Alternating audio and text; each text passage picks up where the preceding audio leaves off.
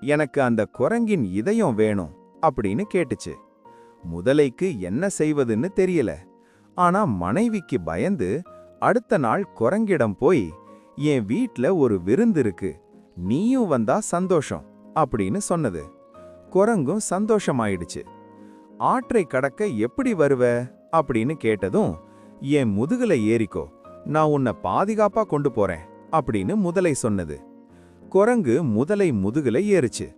முதலை ஆற்றுக்குள்ள நீந்த ஆரம்பிச்சது.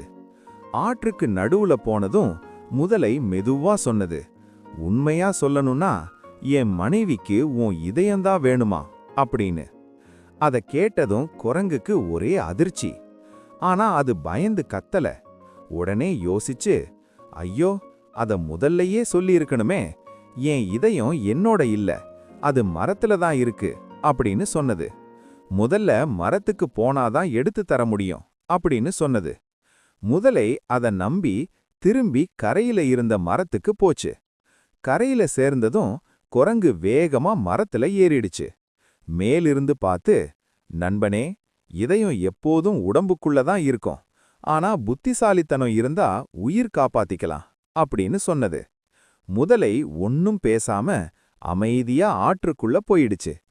இதுல இருந்து நமக்கு என்ன தெரியுது தெரியுமா? ஆபத்து வந்த நேரத்துல பயப்படாம யோசிச்சாதான் நம்ம தப்பிக்க முடியும். பலம் இல்லாதவனுக்கும் புத்தி இருந்தா உயிர் காப்பாத்திக்க முடியும். இந்த கதைக்கு ஒரு திருக்குறளும் இருக்கு.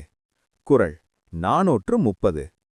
அறிவுடையார் எல்லாம் உடையார் அறிவிலார் எந்நிலம் யாவர்க்கும் இல்லை.